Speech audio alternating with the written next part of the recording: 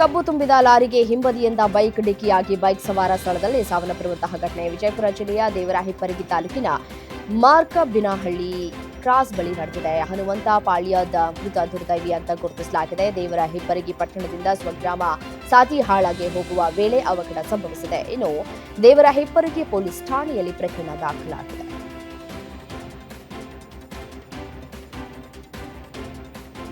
ರಾಜ್ಯ ಗಡಿ ಭಾಗ ತಮಿಳುನಾಡಿನ ಡೆಂಕನಿ ಕೋಟೆ ಸಮೀಪ ಆಹಾರ ಅರಸಿ ರಸ್ತೆಗೆ ಒಂಟಿ ಸಲಗ ಎಂಟ್ರಿ ಕೊಟ್ಟಿದೆ. ರಸ್ತೆಗೆ ಅಡ್ಡಲಾಗಿ ನಿಂತು ವಾಹನ ಸವಾರಿಗೆ ಕ್ವಾಟ್ಲೆಯನ್ನ ಕೊಟ್ಟಿದೆ. ಆಹಾರ ಸೇವಿಸುತ್ತಾ ಕೆಲಕಾಲ ರಸ್ತೆಯಲ್ಲಿಯೇ ಜನರಿಗೆ ಎದುರಿಸುತ್ತಾ ನಿಂತಿದೆ. ಇನ್ನು ರಸ್ತೆ ಮಧ್ಯೆ ಕಾಡಾನೆ ಕಂಡು ವಾಹನ ಸವಾರರು ಆತಂಕದಲ್ಲಿಯೇ ನಿಂತಿದ್ರು.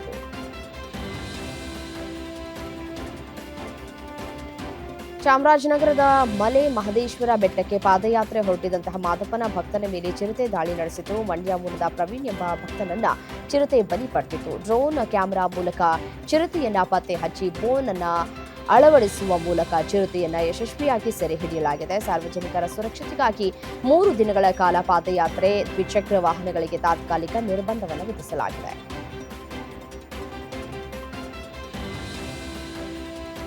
ದೇಶದಾದ್ಯಂತ 4 ದಿನ ಬ್ಯಾಂಕ್ಗಳು ಬಂದ್ ಆಗಲಿದ್ದು, ಇಂದಿನಿಂದ ವಾರಾಂತ್ಯದಲ್ಲಿ ಬ್ಯಾಂಕ್ ವ್ಯವಹಾರಗಳೆಲ್ಲವೂ ಸ್ಥಗಿತಗೊಳ್ಳಲಿದೆ. ವಾರದಲ್ಲಿ 5 ದಿನ ಮಾತ್ರ ಕೆಲಸದ ಅವಧಿ ನಿಗದಿ ಮಾಡುವಂತೆ ಆಗ್ರಹಿಸಿ ಬ್ಯಾಂಕ್ ಸಿಬ್ಬಂದಿ ಮುಷ್ಕರಕ್ಕೆ ಕರೆ ನೀಡಿದ್ದಾರೆ. 6 ದಿನಗಳ ಕೆಲಸದ ಬದಲು 5 ದಿನಗಳ ಕೆಲಸದ ಅವಧಿಯನ್ನ ಫಿಕ್ಸ್ ಮಾಡಬೇಕು ಅನ್ನೋದು ಬ್ಯಾಂಕ್ ಉದ್ಯೋಗಿಗಳ ಪ್ರಮುಖ ಬೇಡಿಕೆಯಾಗಿದೆ. ಈ ಹಿನ್ನೆಲೆಯಲ್ಲಿ ಜನವರಿ 27ರಂದು ದೇಶವ್ಯಾಪಿ ಬ್ಯಾಂಕ್ ಮುಷ್ಕರಕ್ಕೆ ಕರೆಯನ್ನು ನೀಡಲಾಗಿದೆ. ಕೇರಳದ ತಿರುವನಂತಪುರಂಗೆ ಭೇಟಿ ನೀಡಿದ ಪ್ರಧಾನಿ ನರೇಂದ್ರ ಮೋದಿ ಅವರು ಬೃಹತ್ ರ್ಯಾಲಿಯನ್ನು ಉದ್ದೇಶಿಸಿ ಮಾತನಾಡಿದ್ದಾರೆ. ಈ ಸಮಾವೇಶದಲ್ಲಿ ಪುಟ್ಟ ಬಾಲಕನೊಬ್ಬನನ್ನ ತನ್ನ ಫೈಟಿಂಗ್ ಹಿಡಿದು ನಿಂತಿರುವುದನ್ನ ಗಮನಿಸಿದಂತಹ ಮೋದಿ ಭಾಷಣವನ್ನ ಅರ್ಧಕ್ಕೆ ನಿಲ್ಲಿಸಿ ಬಾಲಕನ ಜೊತೆ ಮಾತನಾಡಿದ್ದಾರೆ. ಸದ್ಯ ಅಪರೂಪದ ಕ್ಷಣದ ವಿಡಿಯೋ ಸೋಷಿಯಲ್ ಮೀಡಿಯಾದಲ್ಲಿ ಭಾರಿ ವೈರಲ್ ಆಗ್ತಾ ಇದೆ. ಶಬರಿಮಲೆ ಶ್ರೀ ಅಯ್ಯಪ್ಪ ಸ್ವಾಮಿ ದೇವಸ್ಥಾನದ ಚಿನ್ನ ಕದ್ದಿರುವಂತಹ ಅಪರಾಧಿಗಳನ್ನು ಜೈಲಿಗೆ ಕಳುಹಿಸುವುದಾಗಿ ಪ್ರಧಾನಿ ನರೇಂದ್ರ ಮೋದಿ ಭರವಸೆಯನ್ನು ನೀಡಿದ್ದಾರೆ. ಚುನಾವಣೆ ಹೊಸ್ತಿಲಲ್ಲಿ ಅವರು ಕೇರಳದ ಜನತೆಗೆ ನೀಡಿರುವಂತಹ ಅತಿ ದೊಡ್ಡ ಭರವಸೆ ಇದಾಗಿದೆ. ಮುಂದಿನ ಏಪ್ರಿಲ್ನಲ್ಲಿ ಕೇರಳ ವಿಧಾನಸಭಾ ಚುನಾವಣೆ ನಡೆಯಲಿದ್ದು, ಇದಕ್ಕೂ ಮುನ್ನ ಕೇರಳಕ್ಕೆ ಆಗಮಿಸಿರುವ ಪ್ರಧಾನಿ ಮೋದಿ ತಿರುವನಂತಪುರದಲ್ಲಿ ಹೊಸ ರೈಲು ಸೇವೆಗಳು, ವಿವಿಧ ಅಭಿವೃದ್ಧಿ ಯೋಜನೆಗಳಿಗೆ ಚಾಲನೆಯನ್ನು ನೀಡಿದರು.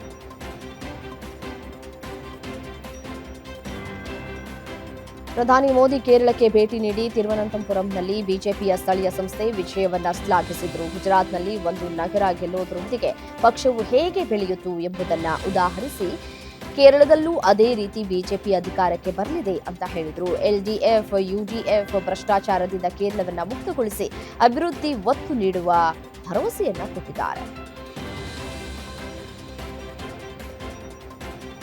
ಸ್ಟಾಲಿನ್ ನೇತೃತ್ವದ ದ್ರಾವಿಡ ಮುನ್ನೇತ್ರ ಕಳಗಂ ಡಿಎಂಕೆ ಸರ್ಕಾರವು ತಮಿಳುನಾಡಿನಲ್ಲಿ ಭ್ರಷ್ಟಾಚಾರ, ಮಾಫಿಯಾ ಮತ್ತು ಅಪರಾಧಕ್ಕೆ ಉತ್ತೇಜಿಸ್ತಾ ಇದೆ ಅಂತ ಪ್ರಧಾನಿ ನರೇಂದ್ರ ಮೋದಿ ಆರೋಪಿಸಿದ್ದಾರೆ. ಚೆನ್ನೈನಲ್ಲಿ ನಡೆದ ಎನ್ಡಿಎ ಮೊದಲ ರಾಜಕೀಯ ರ್ಯಾಲಿಯನ್ನ ಉದ್ದೇಶಿಸಿ ಮಾತನಾಡಿದ ಅವರು, ಡಿಎಂಕೆ ಸರ್ಕಾರಕ್ಕೆ ಪ್ರಜಾಪ್ರಭುತ್ವ ಅಥವಾ ಹೊಣೆಗಾರಿಕೆಯೊಂದಿಗೆ ಯಾವುದೇ ಸಂಬಂಧವಿಲ್ಲ ಅಂತ ಆರೋಪಿಸಿದ್ರು ಮತ್ತು ಅದು ಕೇವಲ ಒಂದು ಕುಟುಂಬಕ್ಕಾಗಿ ಕೆಲಸ ಮಾಡ್ತಾ ಇದೆ ಅಂತ ವಾಗ್ದಾಳಿಯನ್ನು ನಡೆಸಿದ್ರು. 2026-27ರ ಜನಗಣತಿಯ ಹಂತ 1ರಲ್ಲಿ ಕೇಳಲಾಗುವಂತಹ ಪ್ರಶ್ನೆಗಳನ್ನು ವಿವರಿಸುವ ಅಧಿಕೃತ ಅಧಿಸೂಚನೆಯನ್ನ ಭಾರತ ಸರ್ಕಾರ ಬಿಡುಗಡೆ ಮಾಡಿದೆ. ಇದನ್ನ ಮನೆ ಪಟ್ಟಿ ಮತ್ತು ವಸತಿ ಗಣತಿ ಅಂತ ಕರೆಯಲಾಗುತ್ತೆ. ಗೃಹ ಸಚಿವಾಲಯ ಹೊರಡಿಸಿರುವಂತಹ ಮತ್ತು ಗೆಜೆಟ್ನಲ್ಲಿ ಪ್ರಕಟವಾದ ಈ ಅಧಿಸೂಚನೆಯು ದೇಶದಾದ್ಯಂತ ಜನಗಣತಿ ಅಧಿಕಾರಿಗಳು ಮನೆಗಳಿಗೆ ಕೇಳುವ 33 ನಿರ್ದಿಷ್ಟ ಪ್ರಶ್ನೆಗಳನ್ನು ವಿವರಿಸಿದೆ.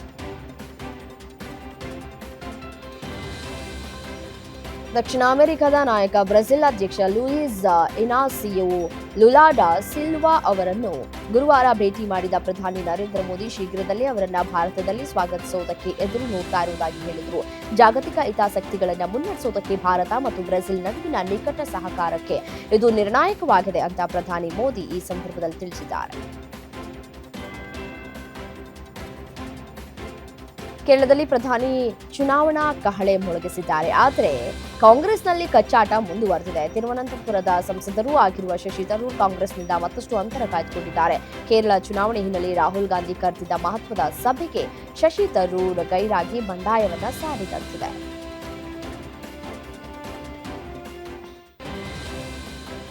ಮಹಾತ್ಮ ಗಾಂಧಿ ರಾಷ್ಟ್ರೀಯ ಗ್ರಾಮೀಣ ಉದ್ಯೋಗ ಖಾತರಿ ಯೋಜನೆಯ ಹೆಸರು ಬದಲಾಯಿಸಿ ವಿಕಸಿತ ಭಾರತ ಉದ್ಯೋಗ ಖಾತರಿ ಮತ್ತು ಜೀವನೋಪಾಯ ಮಿಷನ್ ಗ್ರಾಮೀಣ ಯೋಜನೆ ಎಂದು ಇತ್ತೀಚೆಗೆ ಕೇಂದ್ರ ಸರ್ಕಾರ ಅನುಮೋದಿಸಿದ್ದು, ಇದನ್ನು ವಿರೋಧಿಸಿ ಇದೀಗ ತಮಿಳುನಾಡು ಸರ್ಕಾರವು ವಿಧಾನಸಭೆಯಲ್ಲಿ ನಿರ್ಣಯ ಮಂಡಿಸಲಿದೆ. ಇದು ನರೇಗಾ ಯೋಜನೆಯಲ್ಲಿ ಮಹಾತ್ಮ ಗಾಂಧಿಯವರ ಹೆಸರನ್ನ ಮತ್ತೆ ಸೇರಿಸುವುದಕ್ಕೆ ಒತ್ತಾಯಿಸ್ತಾ ಇದೆ ಅಂತ ತಮಿಳುನಾಡು ಸರ್ಕಾರ ಹೇಳಿದೆ.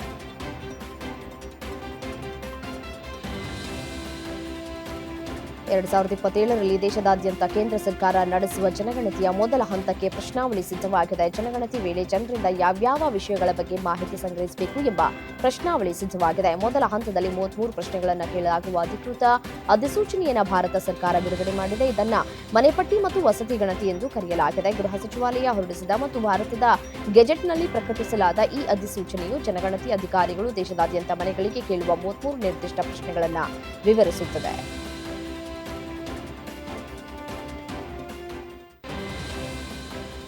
ಜಮ್ಮು ಮತ್ತು ಕಾಶ್ಮೀರದ ಕಥುವಾ ಜಿಲ್ಲೆಯಲ್ಲಿ ಭಾರತೀಯ ಸೇನೆ ಜೈಷ್ ಎ ಮೊಹಮ್ಮದ್ ಸಂಘಟನೆಯ ಭಯೋತ್ಪಾದಕರನ್ನ ಹೊಡೆದುರುಳಿಸಿದೆ. ಭಾರತೀಯ ಸೇನೆ ಹಾಗೂ ಜಮ್ಮು ಮತ್ತು ಕಾಶ್ಮೀರ ಪೊಲೀಸರ ವಿಶೇಷ ಕಾರ್ಯಾಚರಣೆ ಗುಂಪು ನಡೆಸಿದಂತಹ ಜಂಟಿ ಕಾರ್ಯಾಚರಣೆಯಲ್ಲಿ ಉಗ್ರನನ್ನ ಹತ್ಯೆ ಮಾಡಲಾಗಿದೆ ಅಂತ ಮೂಲಗಳು ತಿಳಿಸಿವೆ. ಸತ್ತ ಭಯೋತ್ಪಾದಕರನ್ನ ಜೈಷ್ ಎ ಮೊಹಮ್ಮದ್ ಸಂಘಟನೆಗೆ ಸೇರಿದ ಪಾಕಿಸ್ತಾನ ನಿವಾಸಿ ಉಸ್ಮಾನ್ ಅಂತ ಹೇಳಿ ಗುರುತಿಸಲಾಗಿದೆ.